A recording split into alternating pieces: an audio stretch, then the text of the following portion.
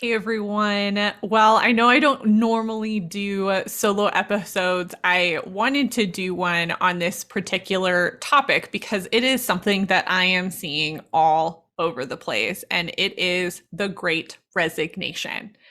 So, any quick Google search or any minuscule amount of time spent on LinkedIn, you will see this topic come up over and over and over again. And what I wanted to do was put together a comprehensive podcast around what the Great Resignation is, some of the information and data I found, and what some of the considerations are that we need to have around this topic. And I will tell you, one of the things that really spurred this for me was the conversation, depending on how you're going to execute your own particular resignation, should it fall into this time frame, has a lot of privilege connected to it. And that's not something that I usually talk about a lot. But in this particular episode, I want to talk about all of the different sectors and the options, the things that I'm hearing, and what we need to be thinking about when we hear about the Great Resignation. Because for some people, it sounds very liberating and freeing. And for other people, it's something that they can't understand because they're locked in to their own position. And I'll go into more of that. But I feel very passionately about this. I've actually been mulling this topic over for a long time, and I wanted to collect a lot of information to be able to share it appropriately and have my own thoughts, but also make sure that I'm covering as many thoughts and biases that I'm seeing and reading, because I think that that's part of a healthy conversation. We can't just look at one side of what this is. We need to look at all sides.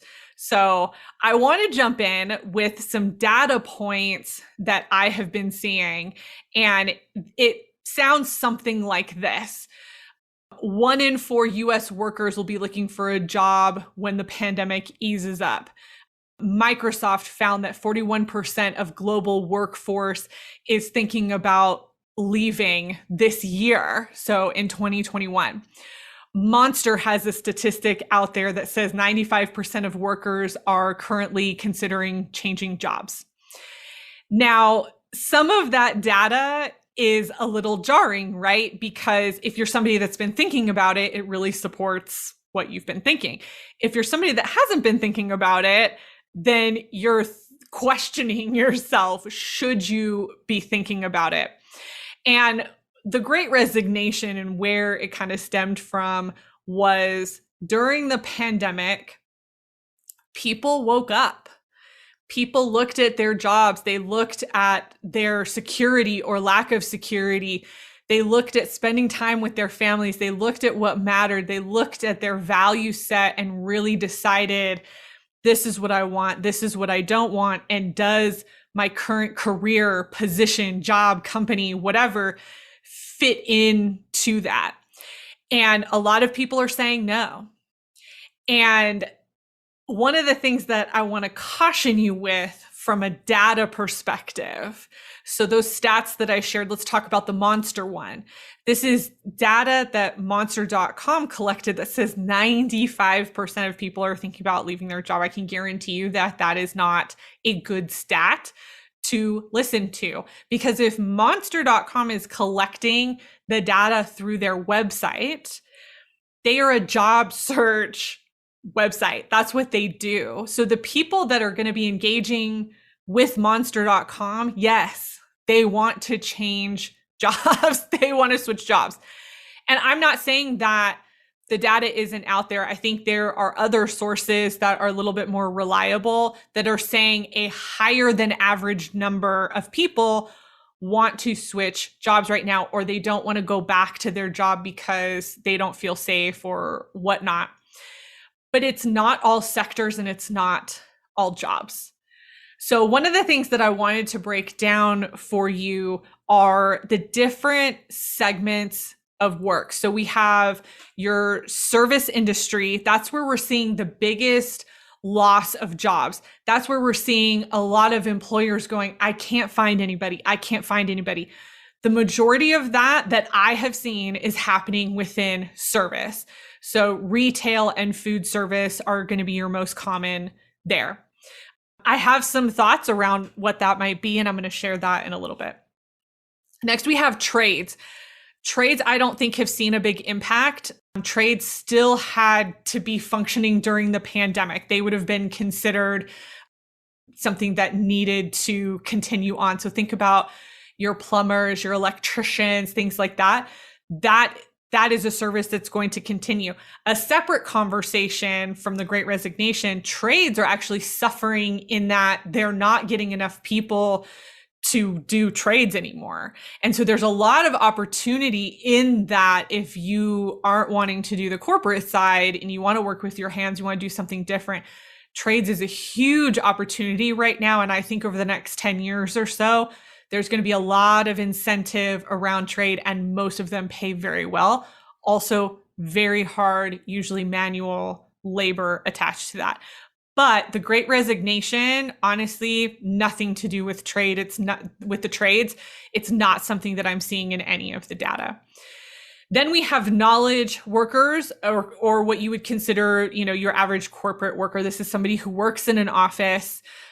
This is somebody who's more of that traditional, quote unquote, 9 to 5.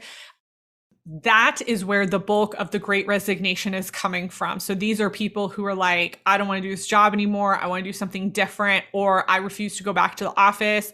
So, I'm going to quit because I don't want to go back to the office, and I'll find something else. So between service and corporate, that's where we're seeing the biggest shifts. And that's what the Great Resignation was really built upon, was the numbers that the Bureau of Labor Statistics, BLS.gov, was coming out with, and what is prompting some of this. The other segment that I'll mention as well would be entrepreneurs and small business owners. So one of the things that we saw during the pandemic is a lot of people who lost their jobs, specifically in service industries. A lot of them started their own businesses. I think we saw a lot of people kind of take that leap of, I can do this thing that I've been wanting to do. Or you saw corporate people who were like, I don't have to commute. Let me work on a side hustle. Let me work on this other thing that I want to do. That is not everybody. If you listen to me, I'm very much an advocate for the 9 to 5. I think there's something to be said for having health insurance and having some security in your position. Having said that, the pandemic also shook a lot of those beliefs, because we saw, common 9 to 5 corporate positions being cut depending on the industry and the type of company that you were in. And some of the realities around that is your job is never going to be safe.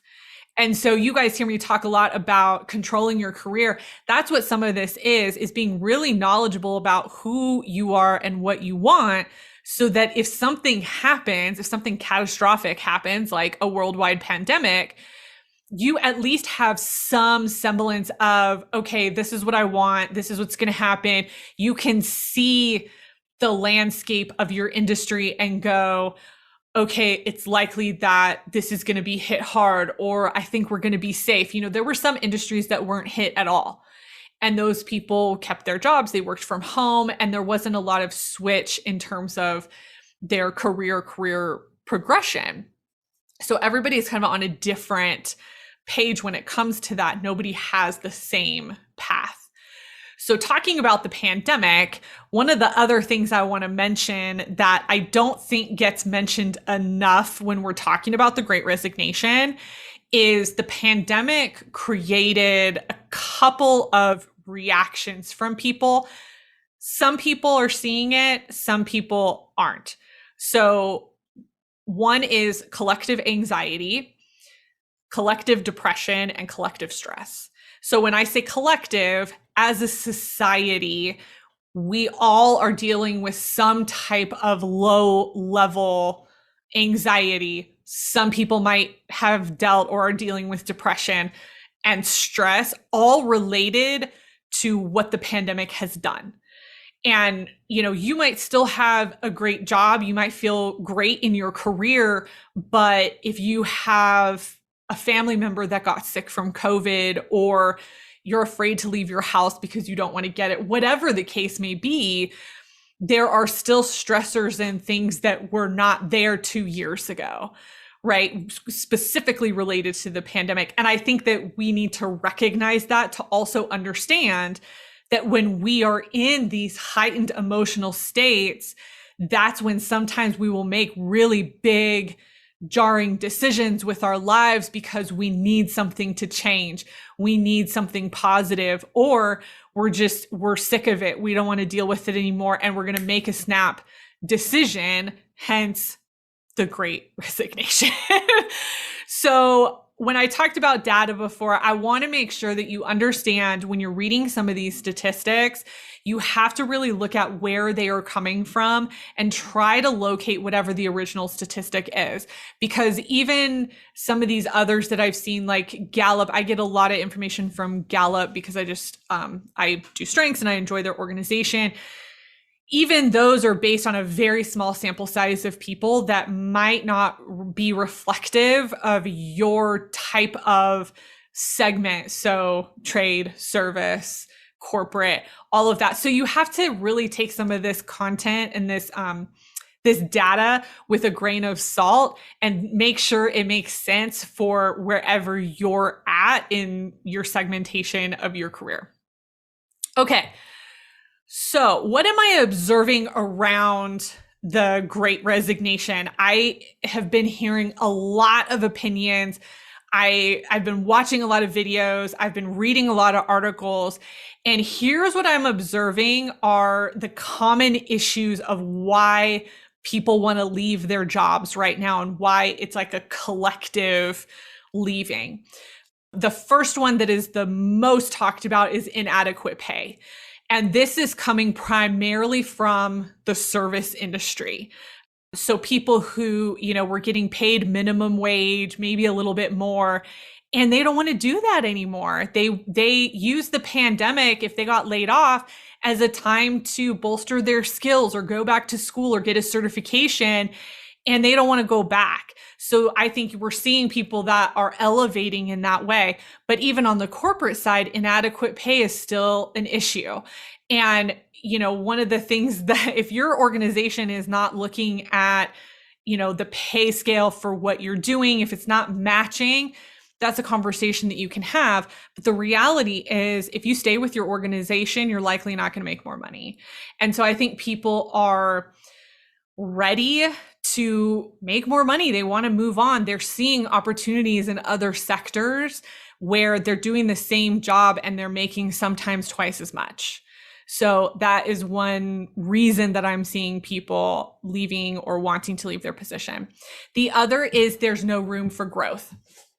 So quite a few companies have not been great with succession planning or just any type of employee engagement and employee growth. So they haven't been really great with employee growth and they haven't provided opportunities. And so you're seeing people, especially after the pandemic, when they've done some soul searching, they're like, I want something different. I want to grow. I want more skills. I want a different pace. And companies aren't providing that. They're not investing in their current employees in that way. So that's another reason I'm seeing. Another big one right up there with pay is lack of flexibility. This has been one of the main issues that I've seen. And it's no flexibility for if you get COVID. And that has only been very recent. So at the beginning of the pandemic, there was a lot more flexibility. Obviously, everybody was working at home if they could.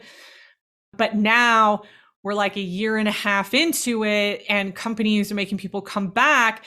And there's no flexibility if your kid gets COVID or you get COVID or you've been exposed or any type of illness. Like, it's becoming an issue with flexibility. And I think there are other companies who are like not letting their people work from home if they've been successful working from home. And I know there are some reasons behind that. I think I get into that in a little bit, but it's just not cool and people aren't with it anymore. They're taking control. I think the Great Resignation is we are seeing people take control of their careers in a new way that honestly is going to scare some of these corporations because they're not going to have the workers that they wanted. So another one, mandates. I don't care what side you're on with masks and vaccines. It doesn't really matter. But certain companies and organizations are mandating masks and or vaccines, others aren't. And there are pros and cons to both of those sides. And so depending on where you land personally will depend on whether or not that works for you. And again, not being able to work from home, that is such a huge piece. So people saying like, oh, we've worked from home for the last year and a half. And the mandate is, okay, well, now you have to go back into the office and we're giving you like 3 days notice to do that. But I've been home for the last year and a half. So there hasn't been a good transition for people as well. And this next one, this is actually my own personal observation I'm kind of reading between the lines of some of the commentaries that I have been seeing from different professionals. But I think what we're also coming up against here are a lot of generational differences. I think we're looking at workers, more seasoned workers who have been with companies and organizations for a long time, and they're committed to an organization versus some of the younger generations, primarily starting at the millennials, although I know there are some Gen Xers out there who would be this way, that are really fighting back and saying, no, you can't control me. And I think that we're seeing that juxtaposition happen right now. We're seeing that fight happen right now between generations. And it'll be interesting to see which one wins out, because I have a feeling it's going to be the millennials. And I'm not saying that because I am technically an elder millennial, but I think this idea of just deal with it, just do what you're told, the company owns you, all that kind of BS is not going to fly anymore. And younger generations, millennials and Gen Z, we're not having it. We're not about that level of control. We want flexibility. Obviously, there are certain positions and companies where there has to be a little bit more regulation. But for the most part, if we have the ability to choose, we want to choose. And so we don't want that level of control. There are some assumptions that I have seen, and this has been rampant through a lot of commentary. I think this is something, I don't watch the news a lot, but I've seen clips, and this is what I'm seeing. I've talked to people, and this is what I'm hearing. So I told you one of the segments was service that was being impacted by the Great Resignation. And one of the things that I'm hearing about that is the service industry is struggling because workers are making more on unemployment than they did before. I think at one point there was a little bit of truth to that, but that is a short-term fix. Like, that's a short-term thing, and then there's the long-term problem. And the reality is unemployment benefits are going to run out at some point. And so I think some people are biding their time, or they're learning or whatever. But I personally, in what I have seen, I don't think there's a lot of people who are saying, oh, I'm making more, so I'm not going to go get a new job. Like, that's not going to last forever. So I don't think that that's a really valid argument. I think too, what's happening is people are realizing their worth in their position. So if you're trying to hire for a service position, people don't want to get beat up anymore. I mean, beat up in the like proverbial sense, but they don't want to get yelled at by customers. They don't want to go into unsafe environments. Like they just don't want that. And so you have companies that are like, oh yeah, I'll just hire the way I did before. And it's not happening, because there aren't enough precautions in place to help protect people. So we have a lot going on in the service industry, but this blanket, like, they don't want to work because they're making too much unemployment, I do not think that that is a valid argument. I can see, again, where it might for certain pieces, but not 100%. And I do have some data around that. I'm going to link a ton of articles in the blog post for this episode so that you can see where I got some of my data. And I'm also going to share the Bureau of Labor Statistics website. They come out, I think it's weekly, it's either weekly or biweekly, with updated statistics on, I mean, all kinds of data related to jobs and unemployment and openings and all of that. So it's really, really helpful. It is a lot of numbers. It is a lot of data, but it's helpful if you want to know where people are getting some of these numbers. Those are the numbers that I trust. I don't trust the, even Gallup, Monster, things like that. Those are very skewed from whoever their audience is. Another assumption, and I mentioned this before, people don't want to return to the office at all. I think that's true. I think there are people who don't want to return to the office because they probably would have always wanted to work from home. But I think there are also people who do like going to the office. I know I have a friend who jumped at the chance to go back to the office because they're an extrovert and they like people. They enjoy being around people. They also happen to live alone.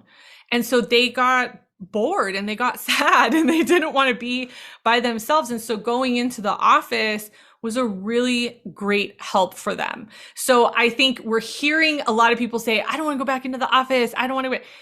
Yeah, that's true. But there are people that also like going into an office. They can concentrate better there than they can at home. So don't let one side completely skew what is actually going on, because it's not true that everybody feels that way. I want to talk about some actual realities. So I've mentioned some as I've been going through, and I 1000% have notes on this. So if you're seeing me reading this on the video, I absolutely have notes. This is way too much information for me to keep in my head. But I want to make sure that I'm sharing with you all of the thoughts and everything that I've collected. And now that we've gone through some of the assumptions and some of the things that I'm hearing, I want to talk about realities. What is the reality of some of this? And I feel like this is the side that people aren't talking about as much because it's going to challenge some things. It's going to challenge some beliefs. And I just think people don't want to have these discussions, but I am going to have them because I think it's important. So the first one, and I did mention this earlier, you will make more money if you switch jobs. So if money is something that you value, if you're trying to, change your lifestyle, whatever it may be, then switch jobs. You want to switch jobs probably at least every 3 to 5 years, because you will consistently make more money. I have two clients recently, over the summer, we're in 2021, over the summer, who got new jobs. One negotiated 30,000 more. I think it was 30,000. One negotiated 30,000 more. This was, typical corporate job. The other negotiated 20,000 more in a nonprofit capacity. So you definitely will make more. You will never make that up if you stay at the same company. So that is a reality that I think organizations need to understand.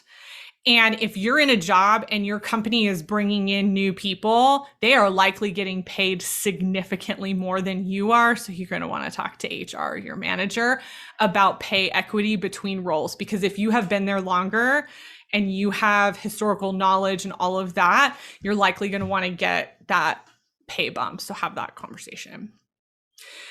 I also mentioned this, the pandemic has opened people's eyes to what's really important to them. So talking about values, I talk about values a lot. And I think the pandemic made people go, oh, I value my time. I value my family. I value my freedom. I value choice. I don't want to commute anymore. Again, that's not everybody, but across the board, I think people really learned what they valued. People took time to learn new skills. So I mentioned this before in terms of service. I think you saw a lot of people who were in the service industry decide, hey, I want to do something else. I want to start my own business. I want to learn a new skill and go do something else. I think that's what we saw a lot of happen in the service industry, because the reality is likely if you're somebody who's made the service industry a career position, getting laid off and getting unemployment, you're still probably going to have to work. You're still going to have to find a new job. But if you had a little bit of relief, it might allow you to reach for some of those dreams to get you out of the service industry level, if that's something that you want.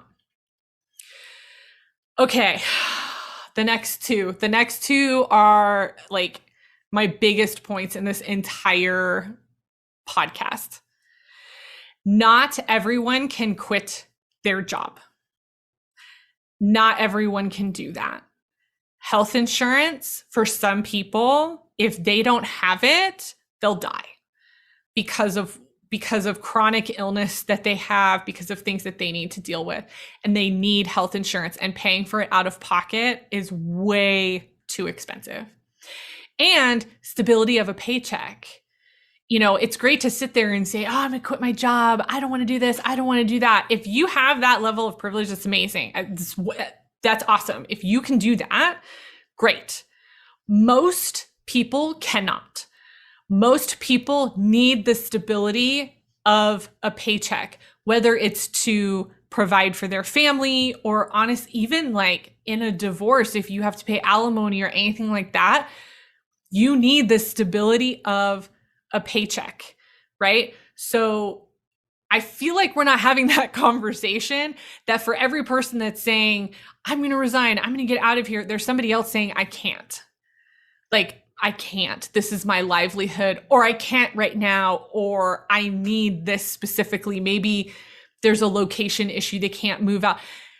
There's just not enough conversation happening around the other side of people who just don't have the ability to up and quit a job. And that leads into my next point, which I mentioned at the beginning of this, which is the Great Resignation, and how it's being talked about right now is extreme privilege. So we have two sides to the Great Resignation. We have people who are leaving for new jobs. That's fine. That's one thing. But what I hear being talked about more is people who are saying, if I have to do X, if they tell me X, I'm out. I quit. I'm quitting. Now, how much of that is bravado? I don't know. But for some people, I've seen I just quit my job because they were going to make me XYZ and I didn't want to do it, and I don't have anything else lined up. The reason that is such a great privilege is because you likely don't have what I talked about before, any type of medical issue, any type of obligation, or maybe you do, but maybe you also have some type of backup to be able to cover it. The majority of Americans do not have that. The majority of Americans do not have enough money saved to be able to just quit on a whim because they want to. It's great to think that, but it is a massive privilege. And that privilege is across the board. I don't care what you look like. I don't care what you believe. That is a privilege. So again, if it's bravado, that's something else, but I'm not seeing any data around that, so I don't really know. That's one of those, like, you're going based on observation, and this is what I'm observing. And because I'm reading about and seeing so many people say, I'm just going to quit, that is also a signal to other people who can't, that makes them feel stuck. Right. And so it's just creating a lot of like animosity and tension and frustration when people are wanting to make changes, but they can't. I'm not saying that they can't, right? But they can't just quit on a whim. There has to be something else set up for them to go to. And sometimes there's limitation in that, especially if there are health issues involved. Okay, so one of the other realities is when the pandemic hit, a lot of people got laid off. So we have a lot of people on unemployment, a lot of people not on unemployment. People just got laid off. Now companies are bouncing back, but there's still that gap between the amount of people that were laid off and the new positions that are available. It's likely that these companies are rehiring for positions that they already had, or they did some restructuring and all of that. So we have to really take that into consideration, even when we're looking at some of the raw data from the Bureau of Labor Statistics. It's not giving us the full picture. And I'm not like, doing that type of data crunching is not within my natural skill set. So it's not something that I'm going to be able to do, but it's something you need to think about when you're looking at numbers. So even though there's a lot of open positions, There's a lot of people that got laid off. They might have switched, they might have done different things, and we just need to take that into consideration. Another piece I think so important, I think I did mention this earlier as well. Some work environments aren't safe for people specifically with chronic health issues. And what the pandemic has done also is it's in some ways forced people to talk about their health issues. And a lot of people have had health issues for a long time, but talking about them is a no-no, HIPAA and all of that. So now people are feeling forced to talk about it or forced to quit positions because they have health issues where if they were to return back to an office and be exposed, that's not good, especially if your office isn't taking any precautions to help keep people safe.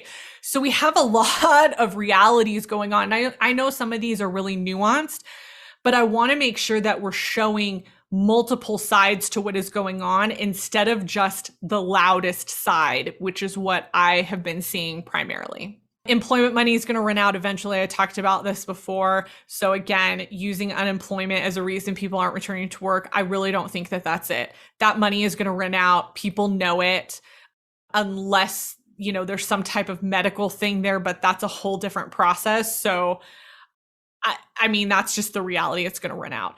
I talked about this a little earlier, but quitting with nothing lined up versus waiting to find something. And I talked about that in the privilege when we were talking about privilege.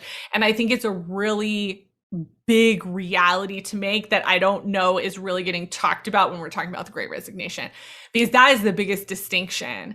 Is if you have something lined up, if that's good, you want to have something lined up, and that makes sense. So people shifting positions is different than people just quitting altogether. So want to make sure we put that out there.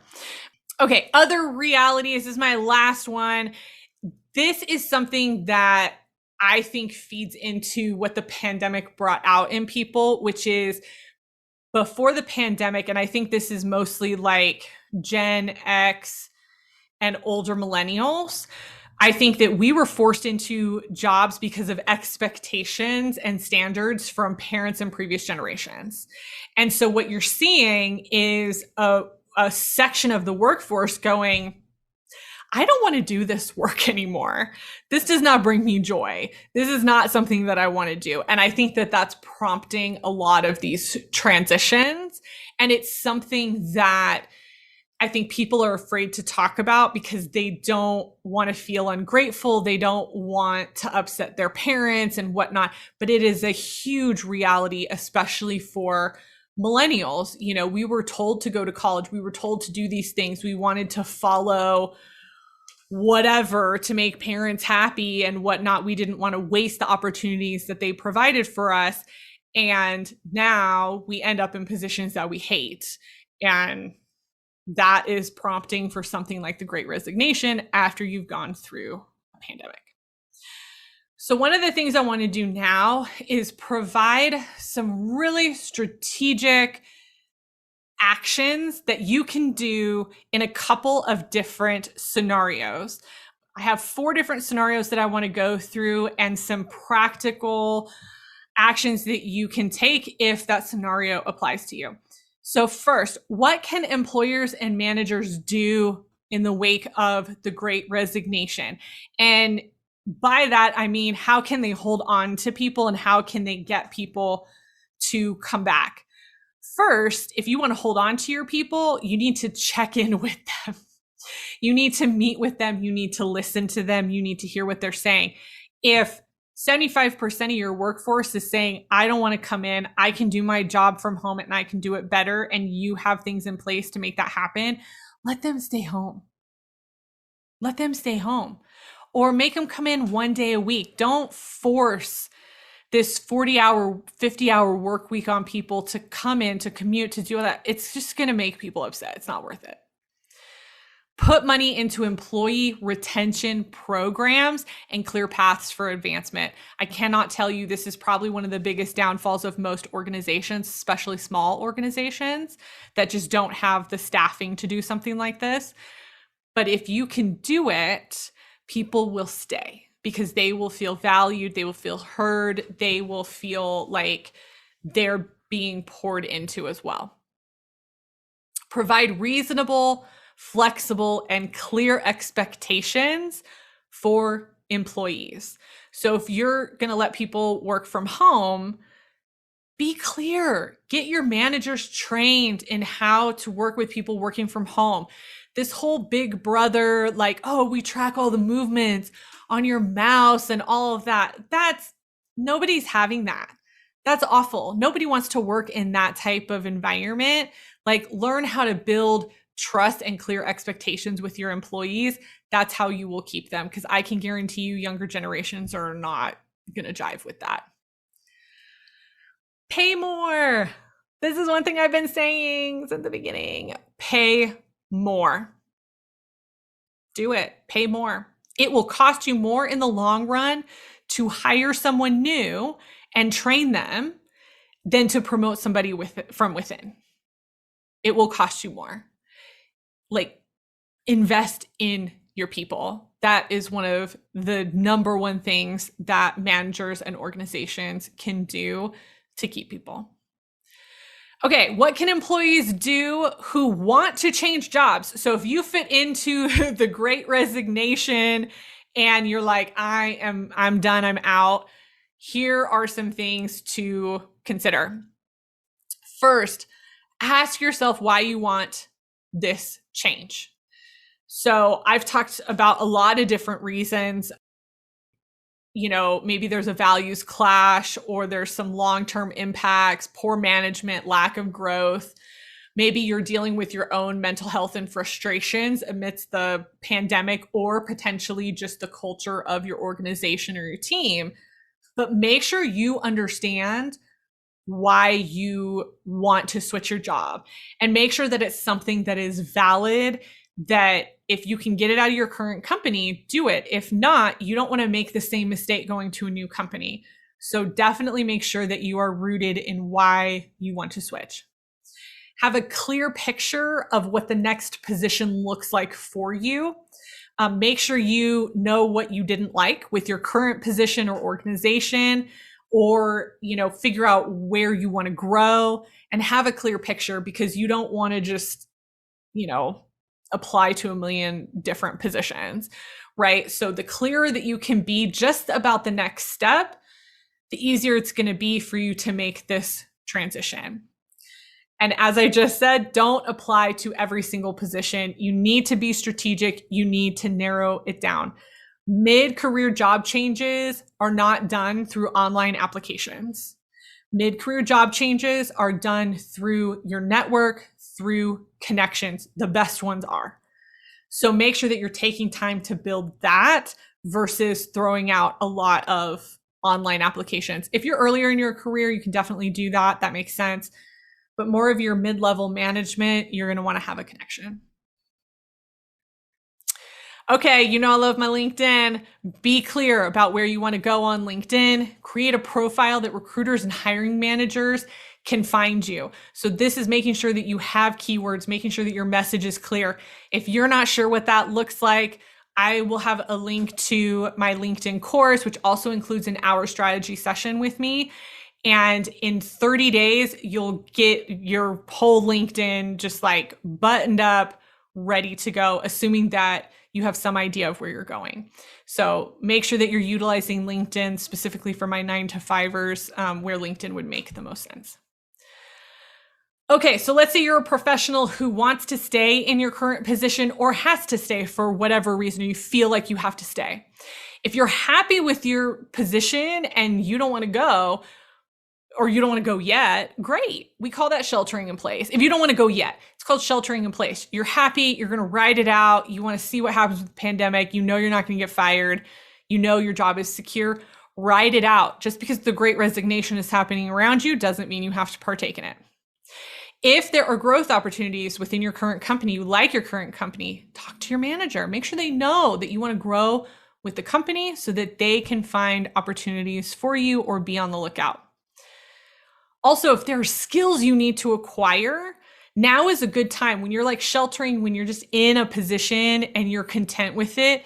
that's the best time to acquire new skills and at least have an idea of what that next step is going to be, even if it's a couple years from now. I talk about networking a lot. We just talked about LinkedIn. Evaluate and build strong relationships within your current company if you want to stay there. And along with that, mend any broken bridges and strengthen already good relationships. I cannot be more clear about that. If you are perceived to have any enemies in an organization, or anybody talked bad about you for any reason, you need to fix it if you want to stay in your company. So make sure that you take time to do that.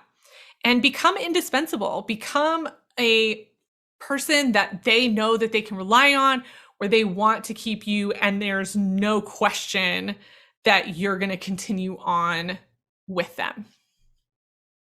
Okay, and finally, similar to what I just talked about, but a little bit different, people who feel stuck in their position. So we talked about, you have financial obligations, maybe medical restrictions, or you're bound by a location, or you feel like maybe you don't have the right skill set to move forward. So anybody that maybe you want to make a change, but you can't, you don't feel like you can.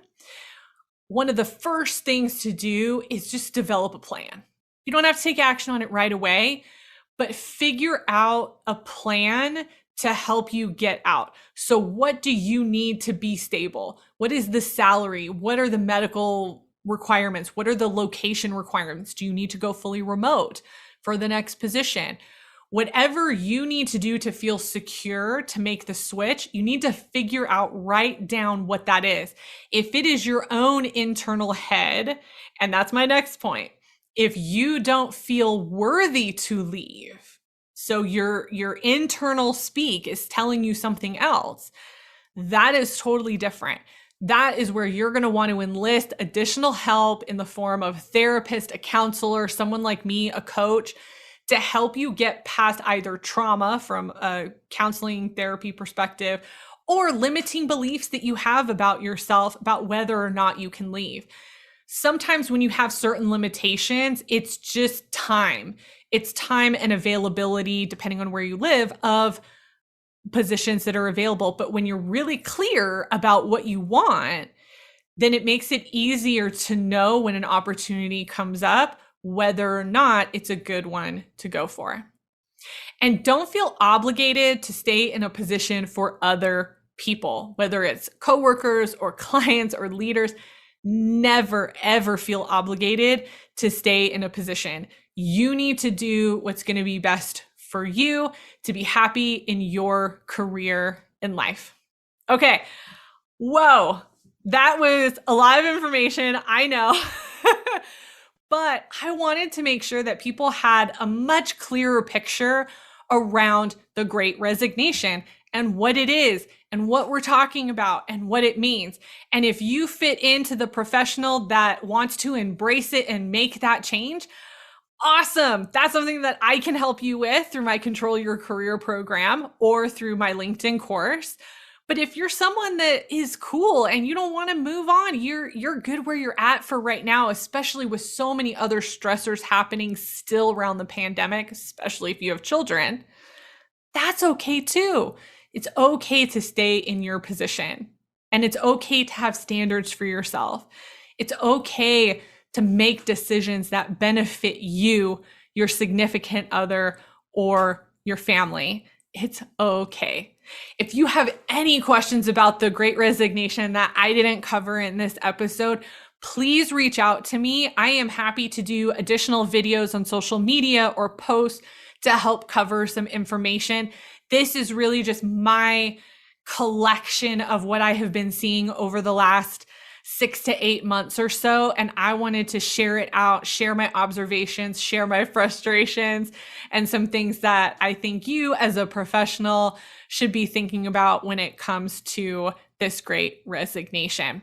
If you're looking for links to anything that I mentioned, it will be in the blog post for this episode. So you can head over to ridethetidecollective.com/podcast to find the episode blog. I will link everything in the show notes as well. As always, if you want to connect with me or need inspirational or educational career management and advancement content, follow me at Ride the Tide Collective on Instagram, Facebook, or LinkedIn. I hang out primarily on LinkedIn and Instagram these days. And if you're loving these episodes, if you're loving the podcast, if you're loving the YouTube, please subscribe. That is one way that you can support me. That really is not going to have any monetary, anything out of your pocket, but it helps me out and it lets me know that you like what I am talking about. So thank you so much for joining me. Again, if you have any questions, please feel free to reach out. I want to make sure that I'm providing content that is helpful and resourceful for you.